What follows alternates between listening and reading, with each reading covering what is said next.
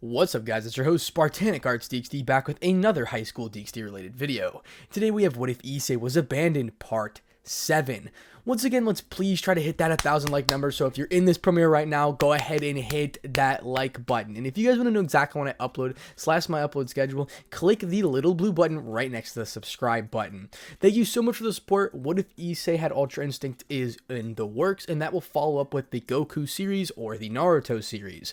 I'm also thinking about what if Naruto was a genius, what if Issei was a genius, what if Goku was locked and trapped in Whis' staff, or what if Goku was a Vegeta, was locked in Whis' staff, if you get what I'm trying to say. So thank you so much for the absolute support that's been all of these videos. If you guys want to subscribe to my Dragon Ball related channel, go ahead into the description below and subscribe to Popowski and Fallen DxD, as well as it's in the related channels in the channels tab.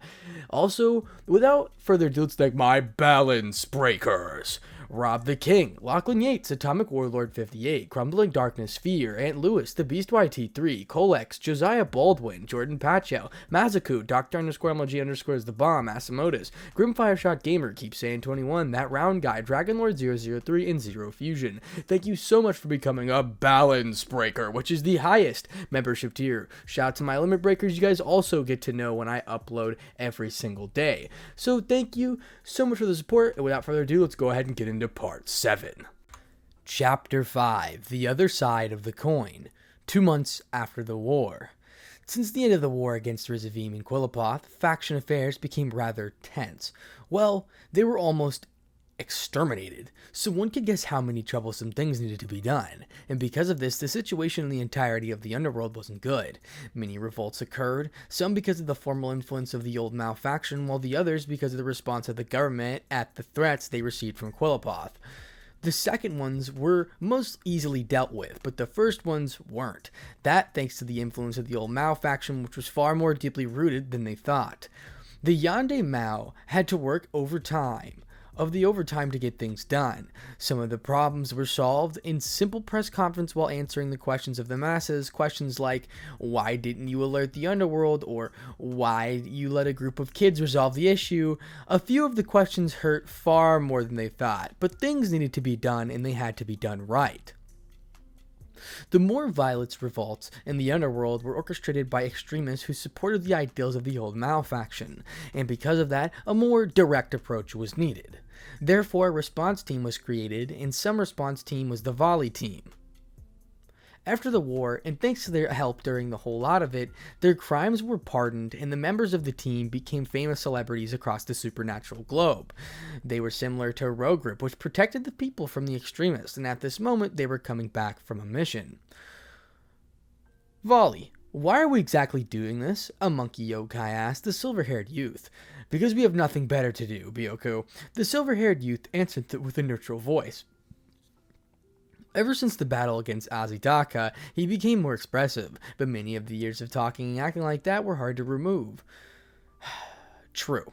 Since we have nothing better to do, and no strong enemies dares to make a move, getting rid of the plagues is just the best job we could find. The monkey mocked their luck.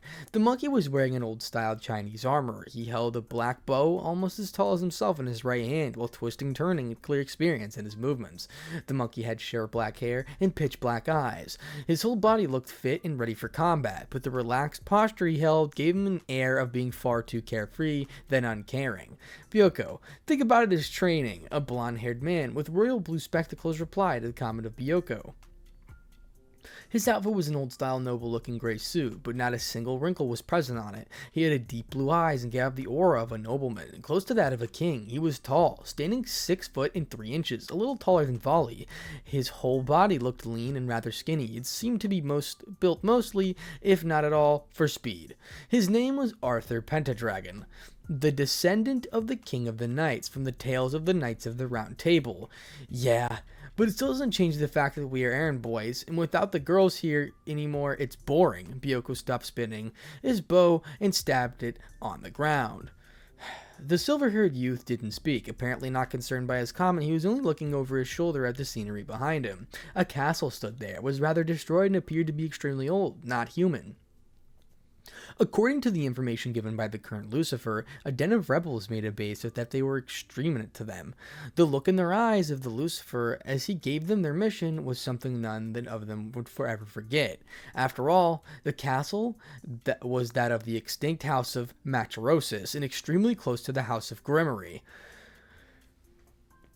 For their castle to be used like a camp for rebels was the worst in solid memory of the extinct house, so their orders were to eliminate them all, even if it meant absolute destruction of the castle itself. They did their best not to destroy the castle, but some enemies were ultimate class, and things got out of hand. However, what surprised them the most was not the only devils were inside the castle. Fallen, yokai, and a few mass-produced evil dragons were also inside.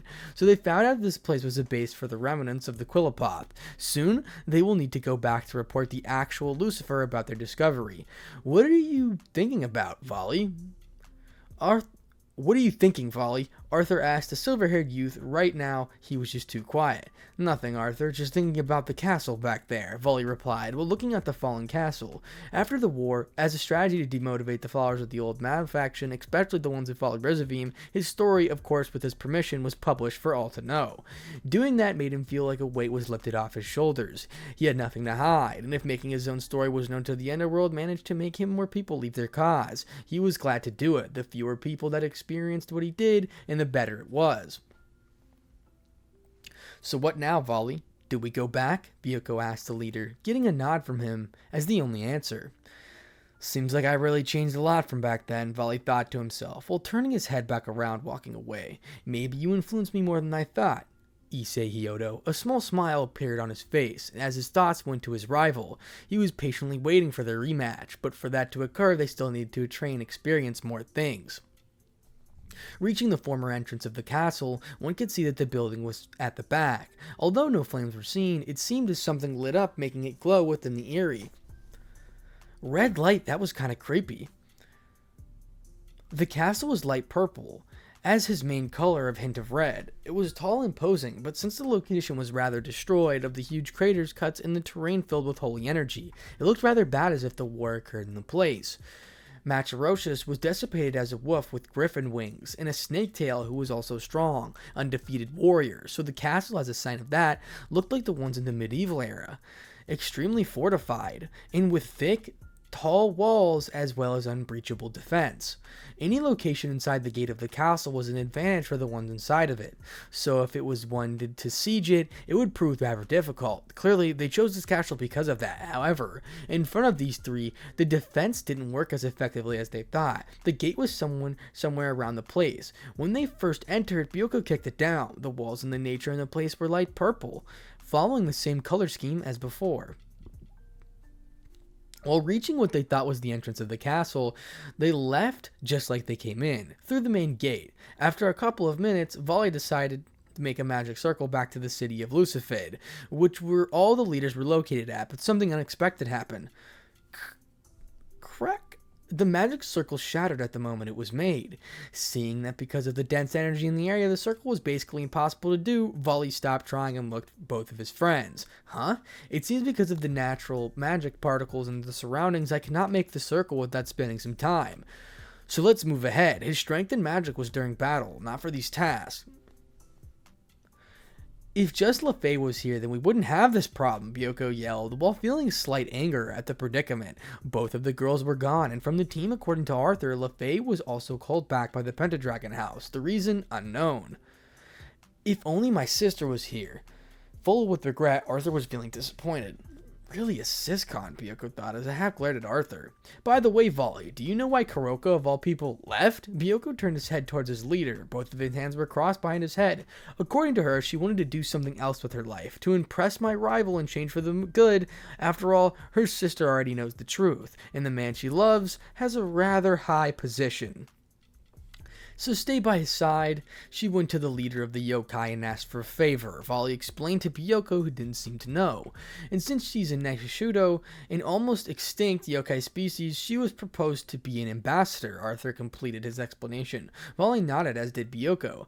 But wow, Is the Sekiru lucky, making Kuroka want to change so that he could stay just by his side? I just don't know what to say, and he already has that many beautiful women by his side. I can't help but feel envious as a man. Byakuya said as a little bit of envy filled his tone, but soon after the divining dining gear materialized at Volley's back, surprising all three of them. But before Volley could ask the reason behind this, he felt something. Opening his eyes wide, he abruptly turned around and looked at the plain patch of land. "Albion!" he yelled in shock. Yes, Volley, we are not wrong. That much malicious energy in the familiar feeling. I'm afraid it's the Juggernaut drive. A blue light came from the wings after the voice was heard, that being the spirit of Albion after he was sealed. Arthur and Byoko's eyes widened, but Volley was not most affected. "Damn it, Issei, what happened?" After everything they went through together, you could see that the Hiroko felt a brotherly bond with his rival, but before he could do something, Albion screamed in shock. It's gone! His words surprised it all. The faces of the three men seemed confused. "What do you mean it's gone, Albion?" So, let me explain what's happening here. So, basically, back when Issei was doing his Juggernaut drive in the middle of the park, this is when Volley is feeling it. So, this is like a little bit beforehand. So, this is going on right now. Before Issei got his darkness and everything, just to clear some things up. Anyway, continuing. Volley was prepared to move towards the direction of the energy, but before he could, he felt the same as Albion. Nothing? Both Arthur and Byoko turned and looked at each other. What the hell just happened? Was written all over their faces. "Are you sure you sensed right?" Byoko asked Volley, but Albion, who answered, "Don't doubt my senses, monkey. I could clearly feel Drake's energy, turning dark, but this time, compared to the past, was much more ominous. Even I felt uncomfortable." Albion repanted the monkey and explained. Surprised by the words of the white dragon, they didn't say anything. What just happened? That energy, it was definitely one of the Juggernaut drive, but it felt so much more ominous and horrifying. Volley regained his bearings and tried to analyze what he and Albion just felt. "Don't doubt, Volley. We were definitely right, but it was far too gone, too quick for anyone than us to notice it. It seemed the chant was stopped at the activation of the drive as well," Albion told his partner, filling the pieces of the puzzle. "So what should we do?" Arthur asked his leader, waiting for the word. "I do not know. But saying that we felt the energy from the Juggernaut drive would make us sound crazy, make them not believe us. I doubt that with all the things they are doing with no evidence to prove that we actually felt something about it." Volley turned back to his emotionless tone of voice and explained the situation. Everyone was silent for a moment, but before they left in search of the area in which they could use their magic circle. Walking around, no one said anything, especially Volley, but unknown to both of them, he was having a mental conversation with Albion. "What do you think, Albion?" Volley asked, the dragon inside his head. "I do not know, Volley, but we can't be wrong. However, what exactly happened for them to use the Juggernaut drive?" Hearing the response of the dragon, he fell into thought. What if they didn't activate it in search of strength, but rather because of his strong negative emotions? Albion went silent. That possibly was a certain plausible cause. With Issei Hyodo as Drake's host could definitely be possible, but Albion was unsure. "But what, Albion?" he told his question to his friend and partner. "That still wouldn't explain the feeling of rage we felt. It was far too big an evil for the Juggernaut to be the cause." Albion was even more confused than before. "What if—" Volley tried to speak, but he dispersed the thought out of his head. "Volley?" Albion was worried about his partner. He clearly just thought about something he didn't want to say. What if Issei experimented something that affected him too much, to the point that the Juggernaut drive activated by itself? The various feelings he should have experienced influenced the Juggernaut and increased the sensation of despair exponentially. That would explain the ominous energy he felt. Volley told his theory. Hearing this, Albion went silent, but the questions remains. What was the cause? Ending the conversation there, they reached a forest away from the mysterious territory. Volley made the transportation circle, this time sturdier than before. Soon, they all stepped inside the circle and left in a flash of blue light.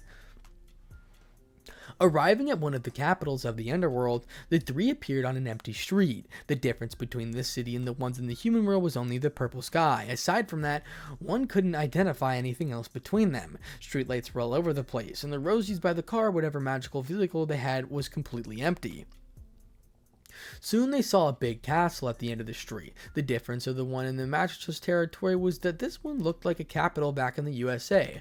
That was the base of operations of the Curtain Mao, and for now, they spend most of, if not all of their time. Closing in, the three walked calmly, if it wasn't for the first time they had done it, but Volley was still stuck in the same thoughts. The theory he proposed made him and Albion silent. They tried to find something to go against it, but they couldn't. Making the decision, Albion finally talked.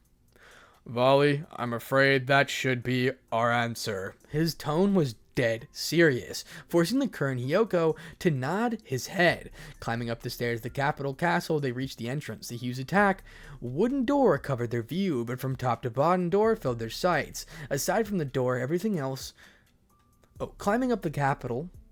They reached the entrance. A huge, thick wooden door covered their view. From top to bottom, the door filled their sights. Aside from the door, everything else was made from the cleric stone, a mineral that was found in only the underworld near active volcanic areas, having extremely high resistance against explosions and heat. It was rather rare and expensive, but after all, the destruction from the former war, a worthy investment. The color of the rock was pure white, without a single blemish. In the eyes of the Kirin Hiyoko, it was hurt-eyed just to look at it. Creak! Opening the door, they saw a huge, round, empty staircase at both sides. In front laid a hallway that led to the conference hall. Used to be only something important occasions or ruins. They walked towards their right-hand side and went up the stairs. On the right wing of the building were the rooms of the current Maos and their barrages. On the left side, there were the rooms of the nobles that held a lot of political influence. And at the end of them, both of them, right where they joined up, lay a private room for the Biel. Taking a look at the Biel's private room, Volley sneered. He wasn't exactly a fan of them. Then he looked back at the first door when he climbed up the stairs. That was the door that led to the current Lucifer, and right now the location where he basically sleeps at. Without knocking and just opening the door, Volley walked in. The room was extremely big and filled with a majority of Trihexia's barrage. Everyone had a desk of their own work, some filled with paperwork while others were completely empty. The room was big enough to put any conference room back into the human world to shame. The high ceiling, the chandeliers that hung made it look like refined and high class. In the facade of the building, everything was just pure white in color, except for the desks, and those were black carpet that was red. There were 8 desks in total, numbering for the entry of Trihexia's barrage. At the further ends of the room, one could see extremely big dust that covered most of the room horizontally. A man was sitting behind it. He was busily checking papers and signing documents while giving orders to his barrage. Some only nodded and left the room, opting to ignore the group of the three since they had better things to do. After the majority of the barrage left, only the red-haired man wearing luxurious clothing and beautiful maid with silver gray hair were left inside. Current Lucifer, we came to tell you about the mission is completed. Volley spoke with pride in his voice. The man titled as Lucifer turned around for a brief moment. Relief filled his eyes, but it was soon replaced with no emotion whatsoever. Excellent job. I already have your next mission. This one is at the Gagar. It seems something is going to happen and Azazel needs you to be there for whatever reason he may have. Volley was debating whether to tell him whether he felt like it or not. Do it, Volley. We have nothing to lose. Albion gave him a push that he needed. I also have to report that I felt the energy of the Juggernaut drive of Issei Hyodo during the mission. Maybe you should check on how he's doing. At the mention of both the man and woman widened their eyes and stopped their work. Are you sure? They asked at the same time with the exact words. Of course, I wouldn't mistake something like that, Volley almost roared at them. Then why didn't any one of us feel it? Sir Zex asked with a cold tone. Because as soon as I felt it, it was gone. Not emanated in the least, Volley answered his question. Both of them went silent, but the woman, seeing the look of their husband's face, said, Do not worry. We'll look into it. She's lying. Both Albion and Volley spoke inside their minds at the same time, but outwards, Volley only nodded. I almost forgot. The castle wasn't used by the rebels. It was used by the Quillipoth members. I know since we fought against some evil dragons and other species from devils. Volley told them while turning around ready to leave. He didn't like how both of them dismissed his comment about Issei, but no one felt the aura they sensed.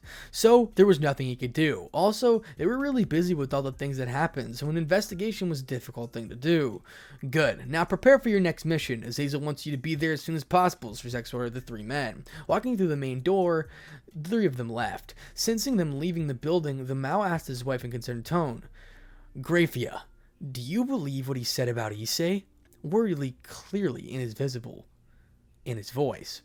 I have my doubts, she spoke with her emotionless tone of voice, but her eyes narrowed at the question. If something that bad happened, then we should have felt it. Also, either Michael or Azazel would have contacted us, either because something really did happen in Co, because of the malicious energy the drive emits, or because the scene of destruction it should happen. The maid analyzed that many different scenarios. The Mao wasn't entirely sure. He felt something was off with this. The maid, seeing this, changed her expression and closed on him. Reaching closer to his face, she grabbed his cheek with one hand while she grabbed his hand. Looking in his eyes, she talked with a comforting voice.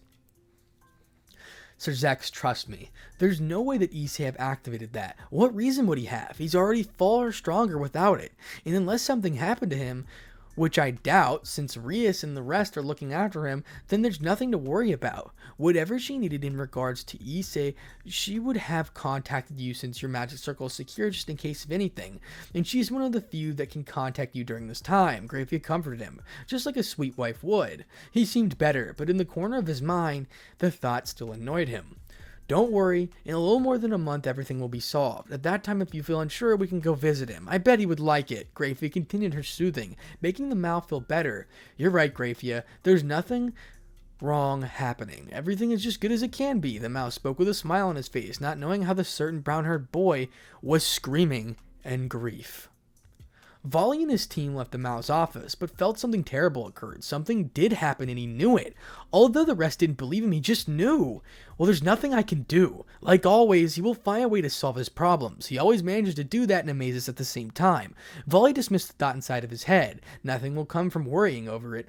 Albion was the same. Although he felt like something really did happen, since no news came, it shouldn't be anything bad. But some other or another, that just kept making him feel very uncomfortable.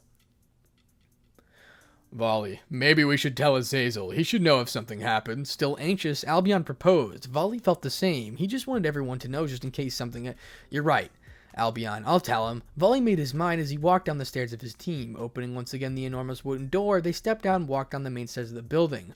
Volley, are we going to see the former governor? Arthur asked. He did have a point. Their mission was already explained to them, so right now they should go and complete it. Yeah, Arthur, I believe this mission will be the last they give us for quite some time. After that, we can go train or whatever we want, Volley answered the question of his friend. After reaching to the bottom of the stairs, he activated the transportation circle, this time to the Gregor. A flash of white light enveloped them, and they were gone from the capital. The blue light stopped shining, and they opened their eyes. They saw nothing but rocky plains and big boulders everywhere. The land was blood red in color. Damn, that's why I hate coming to the Gregor. They always choose the creepiest of locations. Byakuya was almost screaming. The location they were in was the closest one to arrive to the Gregor, without the permission of the Quatre. The plains were filled with nothing but red rocks, mountains. The shapes of peaks could be seen on the horizon. A large white moon stood behind the peaks, giving them a creepy vibe. On one of those peaks, it made the main Gregor base, or rather a research institute. Ha! Reaching all the way at the top of the desk, it was always a pain in the ass, Byakuya once again displeased. True, it's rather troublesome. The comment of Arthur made the monkey happy, at least someone agreed with them. They continued their journey. They slowly walked closer to the 5 tallest peaks within the mountain range. The boulders at either side of them were shaped in odd forms. Some of them were shaped of leafless trees, while the others in thick of the tree trunks. All of those tree trunks were closer together, forming a small dark tree trunk forest. While walking close to the mountains, the rocks started to increase in size, using the height of the small hills and even bigger. Yet nothing but lifeless red shining, while light could be seen. After less than an hour spent walking, they reached the base of the mountain range. 5 different paths were carved in the rock floor underneath them. Some were making twists and turns like snakes, while the others just reaped upwards in a straight line. Volley, which path was it again? Byakuya was worried about the path they should take. Although they came here frequently, most of the times they came was directly any of their bases. Few times they took the normal path. The second from the right, Byakuya. I thought you already knew, Arthur answered, instead of Volley, getting a nod from the silver-haired youth. Well, most times we go directly into any of their bases. Not many times do we come here the normal way. Byakuya tried to find an excuse, which wasn't a lie. True. You should give him the reason, Arthur. Volley replied with a small smirk at the corner of his lips. He was trying to be more friendly at those close to him. Maybe you're right, Volley. Arthur agreed. Hearing this, the descendant of Sung Wukong was shocked, his jaw hitting the floor, but as soon as he tried to say something else, both of them interrupted. Don't let it get to your head. His former happy face froze, the only thing that was moving his left eyebrow, which was twitching. You two sometimes get along far too well. Byoko sighed in defeat. If both of them said those words, then there was not a thing he could do. Seeing the defeated look on Byoko's face made the two men smile slightly. Even Albion, inside of Divine Dividing, was smirking. After the little conversation, they walked upwards right on the path Arthur said. Compared to the others, this one wasn't as lucky or as tricky to walk on. Much of the road was just in a straight line. After 20 minutes, they reached the peak of the mountain. At the very top, one could see a massive black building covering the majority of the light for the moon. Now that I think about it, Volley just noticed something different in this place, but it was Albion and completed his farce. He spoke out loud, all of them to hear.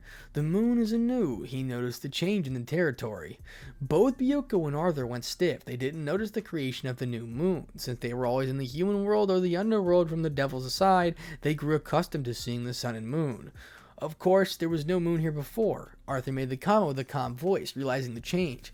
They even managed to build a fucking moon? Byoko only screamed as loud voice echoed through all the loud space. How much free time does one need to build a moon? He couldn't believe it. They actually built a gosh damn moon? This shouldn't be work of a project of Sariel. He is known for representing the moon. He was still in the heavens. Even now, he still holds dominion over the moon. Volley explained, and the reason for the moon. He lived in their Gregor for a couple of years, so he knew quite a bit of information about them. Trying to ignore the moon, they moved their sights onto the tower in front of them. It was a colossal building that covered the entire mountain cliff, firmly rooted in the place. It was pitch black, color contrasting with red land. At their current location, a heavy metal gate was firmly nailed onto the ground.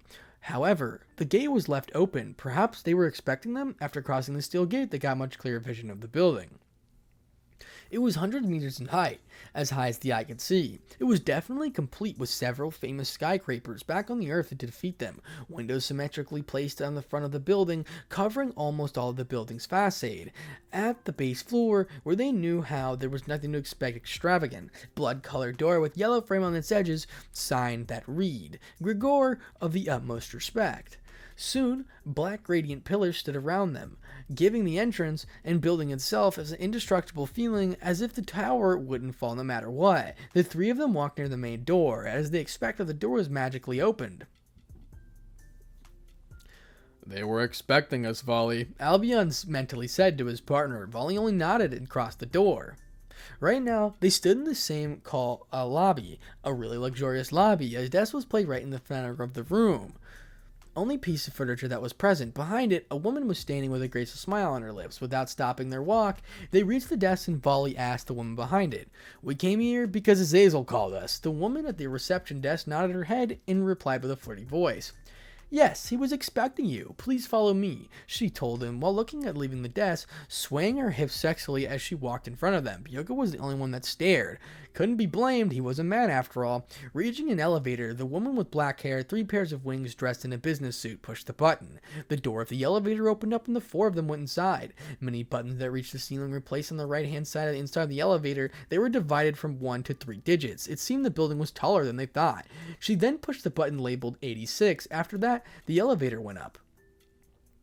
Opening the door of the elevator, one could see the hallway, yet for some weird reason, only 2 things could be seen. One was the black metallic door that was on the bottom of the hallway, the other was the words of AE, embedded inside the wooden framework at the right side of the wall. They covered the entirety of the wall. Excuse me, but what are those words for?" Byoko asked the woman leading them. She turned around and looked at Byoko. "About that." She placed her finger on her chin while tilting her head. Azazel-sama said those words needed to be accompanied by the floor number. It seemed that they were remembered him about a car. Byoko was surprised. He clearly knew why he did it.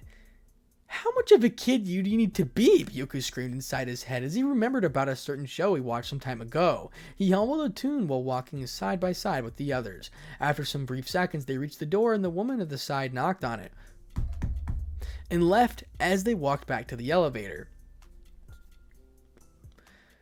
As she walked back to the elevator, steps were heard inside the room. After some of the time, rather familiar face appeared. An old man of the fortress opened the door. He had black hair with golden bangs and a rogue-looking face. He wore a loose black yukata and tried an expression on his face. "Oh, so it's just you guys.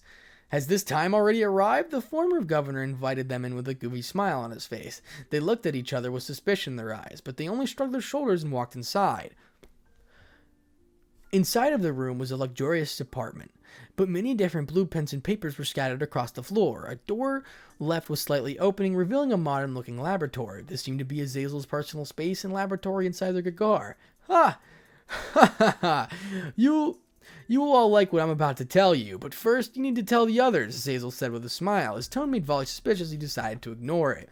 They walked to the furthest part of the messy apartment and opened the door. The phone was right behind him. As soon as Volley entered the door, he wanted to run away as fast as he could. Amongst the people inside the room, there was a certain woman, in which the moment she saw Volley, her eyes shined with a weird light. You're fucked, Albion told his host. The woman practically flew right from the couch towards him. Vacan! She screamed. Volley could seem to speak only words before she crapped on him, but Leviath. The woman named Leviath had long, flowing blonde hair, sapphire blue eyes. She appeared to wear a standard magician robe with a hood, but she was definitely a beauty in the whole sense of the word. The woman named Leviathan she kept hugging Volley with every ounce of her force that she could muster, pressing her obvious assets onto his chest and making him gain a very small blush on his cheeks. The young woman was current possessor of the Longinus, Absolute Demise, also known as the Internal Ice Princess. She was also an excellent magician, part of the Grazarzer, a magical organization founded by Metamorphosis. The woman didn't speak any more words. Instead, she increased the strength behind her hug. Volley sensed and blushed. She was the only woman capable of making him feel different, and ever since his last battle with the Diabolism Thousand Dragon, her image inside his head changed. However, he didn't want her to know that. While giving up, he let the woman hug him without fighting back. Levi was more than happy. Her Vacan was letting her hug him with free will. While leaving these two behind, the two inside the room just smiling at the scene. Amongst the three catchphrases aside from Azazel, there were two men and a woman. The first was extremely tall. He had the appearance of a middle-aged, gruff-looking man with black hair matching the beard and a muscular body. He was wearing a warrior-like uniform, from fitting on its majority black and a few dark green parts here and there. He was the current vice governor of the Gagar, Barkyul. The second one had the appearance of a handsome man in his 20s, with silver hair and purple eyes. He wore a gaudy pearl turban with silver pants and black dress shoes. He was the current governor of the Gagar, Shimazai. And the last but certainly not least was the woman. She was incredibly beautiful, even her stoic and cold attitude. She had blue eyes that looked strong and unwavering, long purple hair reaching her hips, and a pair of beautiful breasts. She wore a long, indigo-colored formal dress reached her ankles, with a slit open at the side of her right leg, making her look even more seductive and mature. She wore red lipstick that accumulated her lips and black needle-like high heels. She was sitting with one leg covering the other, showing off her sex appeal, and she was the strongest and most beautiful woman in the Gagar. Pyomin. Looking onto the other side of the room was a young man that didn't pass of his early 20s. He had black hair that clearly cut in light gray eyes. He wore a black trench coat that reached his ankles, a reinforced gray vest and color whose protectors on his chest, a long gray military-like pants that he had knee protectors as finishing the touch. He wore military black boots which were covered by the pants. His name was Ikasi Tobio, also known as Slash Dog, the current possessor of the Longinus Canis Lacomte of the Ingramine, of the Black Blade. At the left side of Tobio laid a black wolf-like dog and red eyes. It was the size of a large dog and was peacefully sitting near him. The dog was Jin and scared of in the sacred gear of Tobio, an infinite type 1. While getting whoa, that was some lightning. I don't know if you guys heard that. My bad. While getting Leviathan off him, Volley asked the Fallen, "Well, Azazel, what do you want from all of us?" The Fallen only smiled and stood in front of all of them, including the catchphrase. Well, it seems that because of the recent events, some gods had suggested the idea of the world-class rating game. The idea was proposed by the last meeting, approved by the factions involved. So in a few words, we would soon have the world-class rating game, in which gods could participate. Azazel left. The bomb drop. Every catcher went wide-eyed. They couldn't believe what they heard. The young ones were much better. Leviathan only had covering her mouth. Topi was smiling while shaking his head. It will be troublesome. And Volley had the biggest smile ever. A battle-hungry grin adorned his face. Even a weird light was in his eyes. Byoko and Arthur were practically the same, one more surprised than the other. The idea is this experimental state, and the only when all the factions agree will we accommodate to be done publicly. I'll tell you this because I believe it will certainly occur. Azazel told them with a grin on his face with a mischievous kid. Then, when will it start? And how will it be confirmed? Tobio asked with a calm voice, interested in the subject of the talk. About that, we're not entirely sure, but I would say most of it will start in about a half a year. About how it will be conformed, I'm afraid only a Juka would know, but my guess would be the register the participants according to the pieces of chess, much similar to the actual rating game. Azazel thought the simpler terms for the game and the better it was. The more participants will gather and the better it would be. The rest of the information is still unknown. After all, it's still just an idea. Azazel sighed, clearly not agreeing with the lack of information on his part. Soon the surprise was gone and only excitement could be seen in the eyes of the young ones. Amid the catchphrase, only Barkville seemed interested. That's the reason why I called you all here, he finished explaining his motives. Azazel practically fell into his comfy leather couch, grabbing the whiskey he had on the table on his side, and he took a sip. Well, former governor, I need to leave. She bowed politely while lifting the ends to her robe. After all, there are things I need to do. Leviathan spoke with a joking tone. Before leaving, she hugged Volley once again and finally left in a blue magic circle. Azazel-san, I also need to leave. If what you said is true, then it seems I need to gather an old team back, Tobio, and told his boss as he took from the couch alongside, he vanished inside the shadow. Azazel, I need to get back to work, because different from you, I actually have work to do, Shimazai said, as you reached the room with the door, opening it and leaving.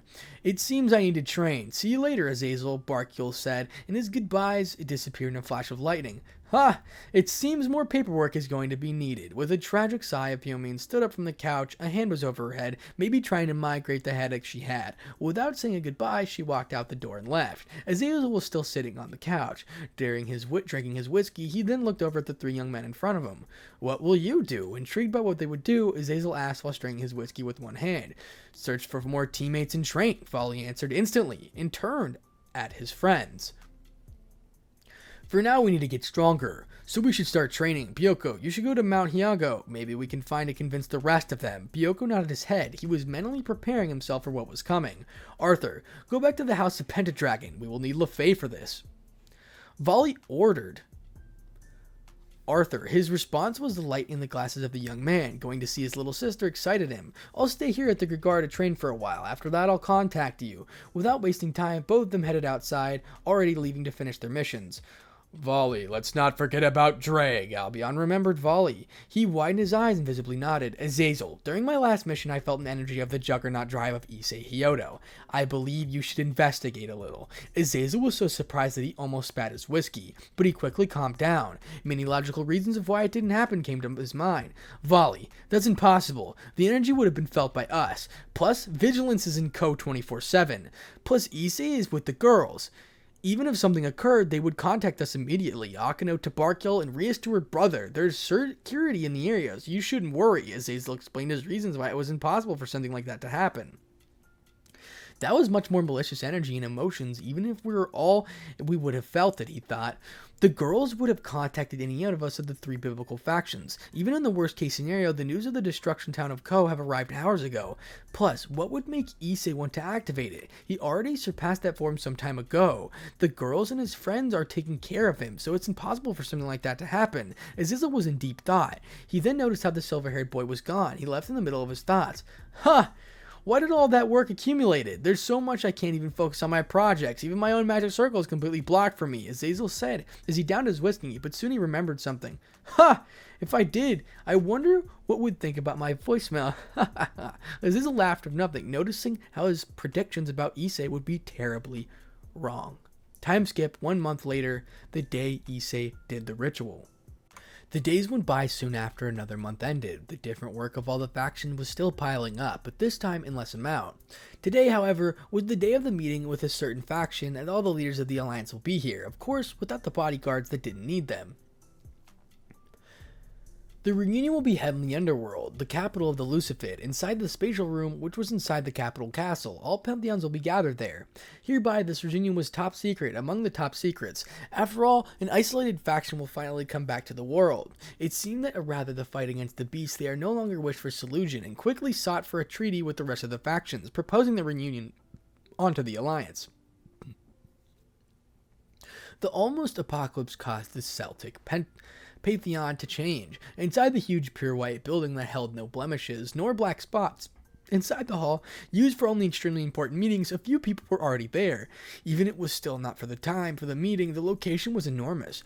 Room found with torches and chandeliers, on the walls ceiling respectively. A squared, bulky, bony-colored granite table was firmly rooted on the ground right at the center of the room, with black chairs of same metal material surrounded by the table. On the side closer to the main door with the 4 chairs that already had people seated on them, the current 4 mouths were sitting exactly there. At the dead center was Sir Zex Lucifer. At his right hand was the man close to him in age to him. He was bewitchingly beautiful and attractive young man appearing to be in his mid-20s with light blue eyes and green hair that was slicked back. He had a mysterious aura around him, detonating power and secrecy. He was Ajuka Beelzebub, current Beelzebub and the head of the Department of Technology of the Underworld, and right now he was calmly talking to Sir Zex. So after this we should finally catch a break, huh, Sir Zex? To the mention and nodded his exhaustion. Too much work for the past couple of months almost made them lose sanity. Soon he spoke up with an extremely tired voice. Maybe at the end of the week we can finally relax. Too much stuff has happened and the leaders, we needed to clean the mess up. Sir Zex was hoping for the end of the week already to come. Please, almighty Friday, just be here already. His thoughts would make anyone have a drop of sweat back to their heads. I hope so. Crossing his arms, nodding his head, Ajuka agreed with him. After all, anything needed for a world-class rating game should be done as soon as possible, and rumors have already spread about the game. Ajuka furrowed his eyebrows, mentioned the game. He was excited, but many things still needed to be done. You always have been here in the capital, right? Not once have you surrendered. Aren't you worried that something had happened? Sir Zex asked his best friend. Not at all. I have my subordinates stationed at my laboratory. He swatted his hand, dismissing his words. Even the calls directed by my person will be answered there. So any problem should be solved, and if that was that bad, then they should tell me after finishing all the work I have left. I especially told them not to bother me. It doesn't matter what happened. Ajuka explained. Ajuka explained while remaining so calm. He had many capable subordinates. Sir Zex just remembered something about the rather uncomfortable... he sighed. Those words were spoken by Hiraka still tugged on his mind. Something wrong? Asked Ajuka. Nothing, just the words of Volley. A month ago, he claimed to have felt the aura of the Juggernaut drive. The man widened his eyes. But Issei, no way, but that, yeah, I know. It's impossible to happen, but it still annoys me. Ujuka was anxious about his friend. Maybe he was still too paranoid. After their conversation, the woman had left and spoke up. She clearly heard their talk. Sir Zex, there's no need to worry. Rias and the other shouldn't be anything or worrying about it. Her voice was bubbly and full of energy. She was a beautiful girl appearing into her late teens with black hair that flowed down her back and blue eyes. She also had a childlike body, a blade with large breasts. She wore a green business suit, but it did not hide her figure. Her personality was childlike, but it was really nice having her around. Her name was Seraphal, the current Leviathan, head of foreign affairs. Everyone in the city is safe, plus it's constantly being watched if anything, so don't worry. It will make you look far older than you are, the woman comforted the red-haired. Clearly relaxing the word of his friend, he smiled at her. True. You are right, Seraphal, finally letting his rest matter. The sound of someone snoring could be heard right at the mouths. A bald-headed man was peacefully sleeping on the ridiculous, uncomfortable chair. He had black-colored goatee and was wearing purple clothes similar to those of Sir Zex. He was Falbum, current Asimodeus, as well as the head of military affairs. The man only got a parage so that he could help sleep trouble after the entire day. He, as always, was peacefully sleeping, nothing disturbing his dreams. While the chat began the rest, the Mao kept going. A magic circle appeared on the hall. Everyone stopped what they were doing. Even the current Asimodeus woke up. The magic circle was light green in color. It had a pair of wings on the 4 sides. At the center of it was completely gone. As soon as they saw the circle, the Mao immediately relaxed. A brief flash of light appeared and a well-known voice came. So, yo, guys, how's life treating you? A man with black hair and golden bangs made his appearance. He wore a regular black suit, and he didn't have a tie, leaving the last button of his white shirt open. Azazel. Well, I cannot complain about it. We were all tired.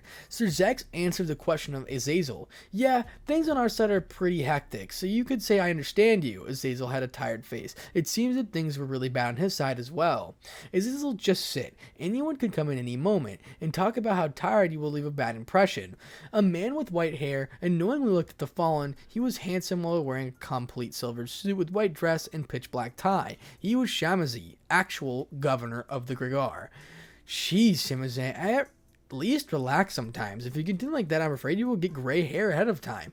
Shemazu felt the blood vessel pop on his face, angered by the answer of Azazel. Now, Azazel, let's sit down. You know Shemazin is right. The other man's appeared from the circle, spoke to Azazel while placing on his shoulder.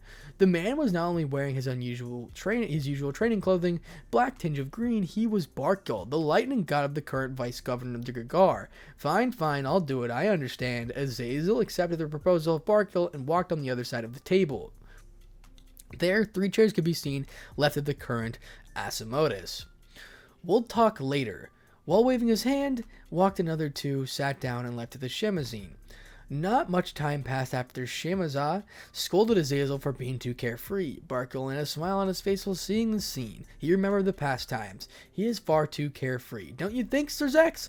The Leviathan spoke to Sir Zex while whispering into his ear. Hello, Pot. I'm Kettle. Has anyone told you about black you are? Sir Zex made a joke about the comment of his friend.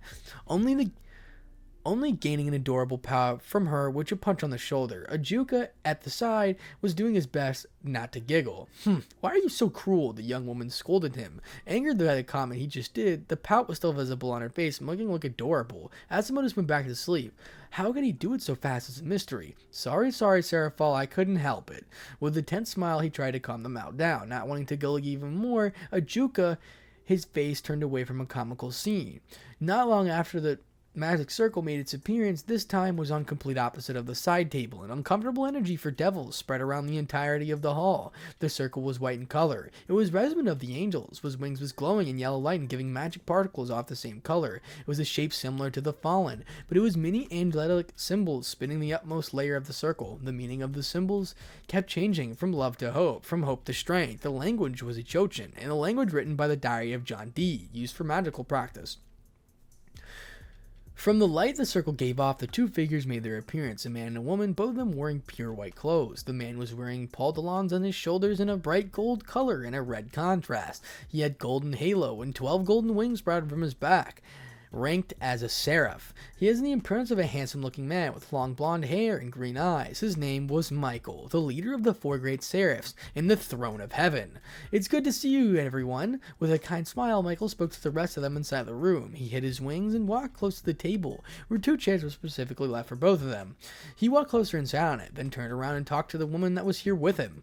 Gabriel, please stop working around and sit. We don't know when someone might arrive. Michael spoke now. Gabriel, who blushed because of the shame of the words of her brother. Yes, Michael. She smiled and walked closer to his side. Unknowingly to all the men, even Falbum were looking at her. Not for nothing, she was titled the most beautiful woman of heaven. She had the beauty that could topple the empires, and just for a single smile of her, war could be ignited. She had curly blonde hair and voluptuous figure above the Pumain and Seraphal. Her beauty as well was on another level completely. She even wore a long white dress that hugged her figure and reached her ankles. Some golden hints could be seen in the dress if looked closely enough. Michael, I'm glad you're here. I thought that since heaven is extremely occupied, ever since the battle against Quillapoth, you wouldn't come. After all, the most of your territory was destroyed and you had casualties, Sir Zex spoke to Michael, which in turn looked at him with a gentle smile as he replied. Unfortunately, many different things have happened. For heaven to be completely repaired, it will take more time, but for now, more important things should be done. The meeting being the last one, Michael said with a relaxed smile, happy after all that happened of the peace was finally on sight. True, after this meeting, pretty much everyone has already done all the important business they have left. Maybe some of the other things are left, but by Friday, everything will be gone. At least I hope, Azazel spoke, while the rest of his feet on the table and satisfied with everything that will soon be over. True, Azazel-san, just small things related to the system of the church are left on our side, Gabriel said, with a bright smile and continued the conversation. But after all of this, we still have the game to prepare. That will be a hit. My boys back at the Gagar are training. Azazel lifted his feet off the table and proudly smirked. True, even my sister is preparing. Just recently I told her. Of course, I did not give her much information. Sir Zex commented. A small blush adorned his face when he remembered the face she made. True. My Sotan already knows as well. The face she made was priceless. Seraphal also talked about her sister. But after the meeting, we finally know that the game could be approved. Ajuga calmed both of them down. But both Azazel and Sir Zex at the same time said, we already know what will be approved. Their answers were done at the same time, and they sounded but kind of childish. The brave saints of heaven still do not know. After the meeting, I'll tell them. Michael tried to memorize the new information he needed to tell them. Gabriel was always just smiling, swinging her legs like a kid in a chair. Seraphol glared holes at her. She, since who knows when, made Gabriel her rival. Of course, that's one-sided. She wanted the game to be approved so that she could watch a match with her, wanting to prove who was stronger between them. A magic circle materialized inside the hall once again. But this time it looked different. The former circles were horizontally against the ground, but this one was vertically opposed to it. Many Norse runes accompanied the circle or all over it, shining and spinning. However, at one moment the runes stopped by moving the magic circle opened like a double door. An old man came from within it. He looked like he was in between his 80s and death. He wore a gold blue moon. Whatever, this is obviously the old man. If you guys don't know who I'm talking about, this is our boy Odin. Yo, Azazel boy, devil boy, angel boy, how have things been? The old man with an irritated strong presence casually greeted the rest. Oh, old man of the north, you actually thought you opie pub at this time of day. Azazel calmly greeted the god. The old man just gave a perverted smile. Believe me, Azazel boy, I wish, he said with a greedy voice. By the way, Odin-sama, how's Rosvisa been? She's been in the north for more than 2 months. My sister is kind of worried, Sirzex asked the king of Aesir. He just smiled with a laugh and said, You mean the single woman? She's been really good. She almost finished all the improvements to seal of that beast. According to her, maybe a week is left. Odin told the good news to everyone present, making them sigh in relief. The beast, some time ago, managed to crack the seal and made a big damage to it. They made all the factions pale in fright, so they asked Rosvisa to check the seal, improve and fix it, if it was possible, but such a complicated seal took its time. Even till today, only the seal had been fixed. The improvements were still on its way. I'm glad. I'll tell my sister when I can. I bet she'd be happy. The red mouse smiled as he relaxed on his chair. Another weight was removed from his back. Ha! Devil boy, it seems you have a lot of work on your back. But worry not. After the meeting, everything will be easier. The Nordic god, seeing the tense face of the devil, tried to calm down. Afterwards, Odin towards his seat, being the side of the angels, he tried to sit at the Gabriel, but a perverted grin in his face betrayed him. At the speed faster than lightning, Michael switched sides with his sister and sat on the side of Odin. Hello, Odin-sama. It's a pleasure seeing you again. The smile of Michael gave him chills. Meanwhile, the rest were laughing, Bisikri or Azazel out loud. Ha! Old man, you just got cock-blocked. Azazel had difficulty in breathing because the laugh he was having. The Norse god only responded with a twitch of an eyebrow and a sire smile, making the fawn laugh even more. Ah! But his laugh stopped as he felt the temperature inside the room rise. A crack appeared on the empty space of the side of the table, emitting immense heat similar to that of the sun. The crack increased in further expanding. It was completely red in color and shined in orange-yellow light. Heat irradiated from the center of the part, making everyone sweat. Soon 3 fingers made their appearance, 2 of them, well, not as the last, not as much. They were 3 women, beautiful in whole sense of the word. Among them, there were black-haired beauty, 2 tails of air of elegance surrounding her. She wore a black gold kimono, and parred down her legs, showing the beauty of her white skin. Her hair was slowly freeing down her back and covering part of her shoulders. The kimono she wore was open and showed a glimpse of her beautiful breast, just enough so that it didn't seem vulgar. She was Kuroka, the new ambassador of the yokai. Oh, we're here. It seemed that her playful attitude still remained, but it appeared more controlled. She quickly stepped out of the crack and walked at the table, right towards 3 chairs that were at the side of the fallen angels. She walked down at the left chair, all eyes on her. Kuroka, please wait for a second. I know you want to be done with this as fast as possible, but still, the second figure inside the crack walked out of it. She was an extremely beautiful woman, with a voluptuous figure, and had very long blonde hair with matching eyes. She had very delicate facial features. Her eyebrows were cut very short and round. Her hair were tied in a loose ponytail, reaching all the way down to her legs at the end spiral with taut bandages to keep it in place. She also wore a shrine maiden outfit, but was also golden in color, revealing to the luck all of men in present, a great part of her assets. She was Yakuza, the current leader of the yokai in Kitsune no Kami, or Divine Kyubi. Yakuza, let Kuroka be like this. Always being tense makes my shoulders sore, makes you look older. The third woman spoke with a relaxed tone of voice. She appeared to be quite carefree. She was a woman in her late 20s, bright red hair to the flame. She wore in her hair in a wavy side ponytail with side bangs that came right down to her shoulder. Because of the size of her bust, it appeared to be the rest down. Man, everybody has big breasts. We get it.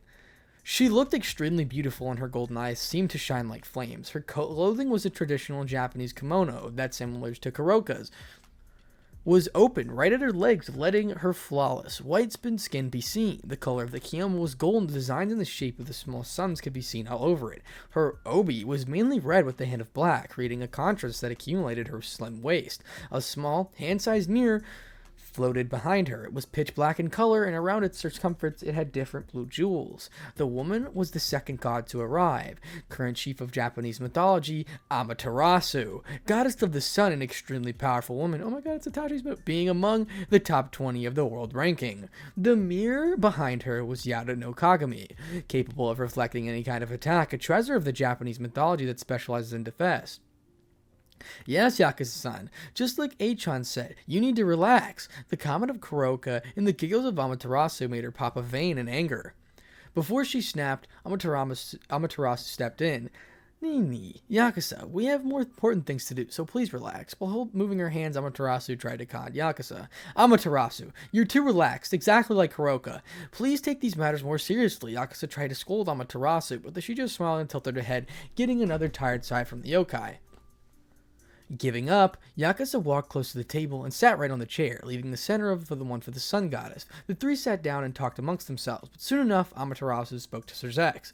Sirzex-chan, my friend at both my sides have been talking about the Sekiryu far too much amongst themselves, and Kuroka came for just being at his side. If it's possible, I would like to meet the man that made him like this. Amaterasu made her request while a finger rested on her tilled cheek, and she looked extremely cute. Of course, Amaterasu-sama. I bet he would love to speak of a beautiful woman such as yourself. After everything is done, I want to talk to him. Asking for a meeting in your name, Sirzex responded to the request of the goddess, giving a small reverence. Damn, that Issei boy. Why is he so lucky? Odin intervened, envy overflowing from his voice. Why does he have so much luck with the women? If he keeps this going, I think I will need to talk to him and leave him all in his spirits and secrets, the old man stated, with fire in his eyes and power in his voice. Issei needed to share his secrets. Such comments made all the people except Amaterasu and Gabriel have a drop of sweat in the back of their heads. How can you be so childish, they thought simultaneously. Minutes flew by. She talked amongst while the others stayed silent. There were even some sleeping, not even caring about anything. But soon, around the assembling, a thunder was heard. The atmosphere felt electric and the air was heavy. The muffling of the thunder was heard closer and more loudly, and in the middle of the room, lightning bolts struck the ground. After the brief splendor, the two men could be seen. The first man had blood-red slimmers to toga on top of it. It was a white gold embroidery. Many different Greek letters were also on it. He wore a golden crown on his head, and many of the jewels accompanied it, as well as the scandals of the halfway through his cap. He looked at the handsome man with long blonde hair with a goatee and bronze eyes. The emotions of his eyes were excitement and a little bit of happiness. He was King of the Sky and Thunder, Zeus. And that is where we're going to stop for now. Once again, I know there was a lackluster of action during this episode, but I really can't do anything about it. The story really does take its time and it's super duper detailed. But even at the end there, I was getting kind of annoyed. Not at the thing, but just like he's like detailed the one people like multiple times, and I completely get it. I know who they are now. But that being said, the story's like really, really good. I really do like these type of stories. I love the detail in them and stuff like that.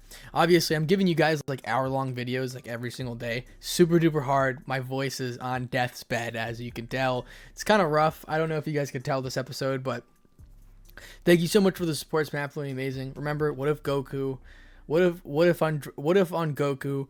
and Vegeta, what if Naruto, and what if Issei had Ultra Instinct? They're all coming very, very soon. Most likely when I hit 30k is when I'll have almost all of these ready. Just kidding, okay? What if Issei had Ultra Instinct will probably be the 30k special, if you guys want to know. But the what if Goku and the what if other one are going to take a while. I have Overpowered in the works. The Locked in Whis' staff. What if Goku and Vegeta were Locked in Whis' staff? Obviously coming soon.